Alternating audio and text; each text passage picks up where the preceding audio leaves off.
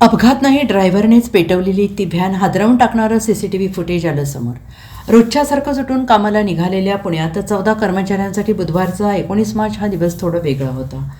Vyoma printing press कर्मचारी कामाला निघाले, पण रस्त्यातच घात झाला. गाडी पेटली, ड्रायव्हरने उडी घेतली. गाडी पुढे जाऊन सिमेंट ब्लॉकला धडकली आणि यावेळी काहींनी पटापट उतरण्याचा प्रयत्न केला. काही जण आताच अडकून होरपळून दगावले. भीषण आगीत होरपळलेल्या मृतदेहांचे दृश्य पाहून महाराष्ट्र हळहळला. मात्र आणखी धक्कादायक बाब म्हणजे या प्रकरणात आता वेगळेच खुलासे झालेले आहेत. पोलिसांनी दिलेल्या माहितीनुसार पिंपरी चिंचवडमधील हिंजवडी येथे व्योमा प्रिंटिंग प्रेस कंपनीच्या बसला आग लागली. मात्र ही आग लावण्यात आली होती. मालकाने पगार कापल्याच्या रागातून बस चालकाने हे कृत्य केलं. पोलिसांनी केलेल्या चौकशीमध्ये ही धक्कादायक माहिती समोर आलेली आहे. तसंच हा प्रकार परत समोर येऊ नये म्हणून ड्रायव्हरने गाडी जाळण्याचा प्लॅन आधीच बनवला असल्याचं कळतं आहे. जळालेल्या बसच्या चालकाचं नाव आहे जनार्दन हंबर्डीकर. पोलिसांकडून मिळालेल्या माहितीनुसार जनार्दन हा तणावात होता. तणावाचं कारण होतं सहकाऱ्यांसोबतचे वाद, कुटुंबातील वाद, आणि यामुळे तो कंटाळला होता आणि याच भावनेतून त्यानं हे कृत्य केलं आहे. च्या अखत्यारीमध्ये काल फेज 1 मध्ये जो टेम्पो ट्रॅव्हलर व्योमा ग्राफिक्स कंपनीचा टेम्पो ट्रॅव्हलर या गाडीला अचानक आग लागली होती आणि मोठ्या प्रमाणावर आग लागून त्यामध्ये 4 लोकांचा दुर्दैवी मृत्यू झाला होता. काही लोक जखमी होते. त्या ॲक्सिडेंटल डेथचा उलगडा हिंजवडी पोलीस स्टेशनने केलेला आहे. यामध्ये गाडीचा जो चालक आहे जनार्दन हंबर्डीकर, वय 54 वर्षे, यांनी घातपात रचून केमिकल बेन्झिन सोल्युशन आपल्या त्याच कंपनीतून आणून 1 लिटर बेन्झिन सोल्युशन स्वतःच्या ड्रायव्हिंग सीटच्या खाली ठेवलं होतं आणि त्याच्या खाली कापडाच्या चिंध्या, ज्या कंपनीत त्या प्रिंटिंग कंपनीत वापरल्या जातात, त्या चिंध्या ठेवल्या होत्या आणि बनाव करून प्लॅन करून आगपेटी लावून त्याने तो ब्लास्ट घडवून आणलेला आहे. ज्या ब्लास्टमध्ये 4 लोक हे मयत झालेले आहे. यामध्ये गुन्हा दाखल करायचं प्रक्रिया सुरू आहे.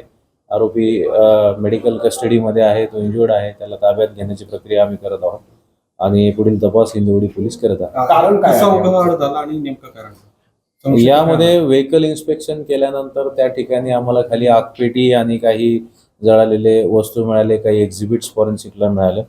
RTOच्या इन्स्पेक्शनमध्ये कुठेही शॉर्ट सर्किटबद्दल त्यांच्याकडून पुष्टी झाली नाही किंवा गाडीचे जे पार्ट्स असतात त्याबद्दल. फर्दर इन्व्हेस्टिगेशनमध्ये आणि इंट्रोगेशनमध्ये आम्ही ज्यावेळेस तपास केला आणि इतर विटनेसेस व्हेरीफाय केले त्यावेळेस कळलं की कंपनीमध्ये चालकाचा इतर जे एम्प्लॉईज आहे, ज्या बसमधून तो घेऊन जात होता रोज, त्यांचे वाद होते.